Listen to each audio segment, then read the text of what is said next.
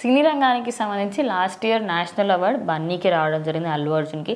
మరి ఈసారి ఏ హీరోకి వచ్చే అవకాశాలు ఎక్కువ ఉన్నాయి, అంటే ఎవరు రేస్లో ఉన్నారు నేషనల్ అవార్డుకి అనుకోవచ్చు? అంటే యాక్చువల్లీ లాస్ట్ ఇయర్ కాదు, అల్లు అర్జున్ గారు అంతకు ముందు, దాని తర్వాత రిషబ్ శెట్టి గారికి ఒకటి వచ్చింది కాంతారాకి. సో ఈ సంవత్సరం 2024 చూసుకుంటే అది నెక్స్ట్ ఇయర్ ఇస్తారా, ఆ పై ఇయర్ ఇస్తారో తెలియదు. సో బట్ ఎవరికి వస్తుంది అంటే కనుక మెయిన్ చాయిస్ మళ్ళీ పుష్పకే ఉంటుంది. ఎందుకంటే ఆల్రెడీ మార్కెట్ పరంగా కూడా అది బాగా రీచ్ అయింది. అలాగే నెక్స్ట్ మన తెలుగు సినిమాలన్నీ కూడా పెద్దవి, అన్నీ కూడా 500 కోట్లు దాటినాయి. ఒకటి దేవరాయ ఏమి, కల్కి ఏమి, సో అన్నీ కూడా మంచి బాక్స్ ఆఫీస్ చేస్తున్నాయి మన సినిమాలు.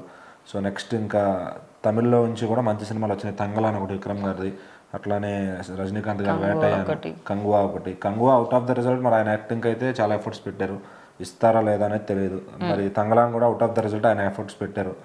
ఇంకా మలయాళం నుంచి గోట్ లైఫ్ అని ఒక సినిమా వచ్చింది, అట్లానే ప్రేమలు అని ఒక సినిమా చాలా యూత్ని బాగా ఊపేసింది. అట్లానే దుల్కర్ సల్మాన్ గారు లక్కీ భాస్కర్ ఒకటి వచ్చింది. సో వీటిలో దేనికన్నా, ఎందుకంటే లక్కీ భాస్కర్ కూడా ప్రతి ఒక్క మిడిల్ క్లాస్ మ్యాన్కి కనెక్ట్ అయ్యే సినిమా. సో ఖచ్చితంగా ఆయనకు కూడా డిజర్వ్డ్ అని చెప్పొచ్చు. సో ఇంకా మిగిలిన హీరోలు ఎక్కువ ఏం రాలేదు. గుంటూరు కారంగా అయితే వచ్చే ఛాన్స్ అయితే లేదు.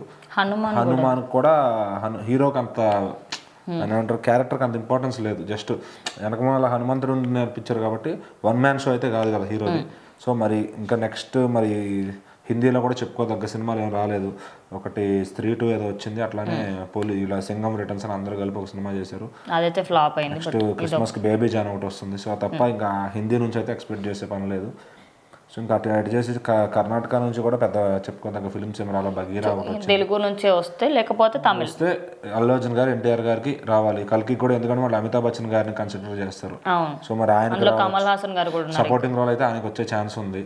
నెక్స్ట్ ఇంకా ఎన్టీఆర్, ఈయన మాత్రమే, అల్లు అర్జున్ గారు మాత్రమే రేస్లో ఉన్నారు తెలుగు నుంచి. మాక్సిమం తమిళ సైడే వెళ్తారేమో అనిపిస్తుంది, ఎందుకంటే తంగలాన్ సబ్జెక్ట్ చాలా రీచ్ అయింది.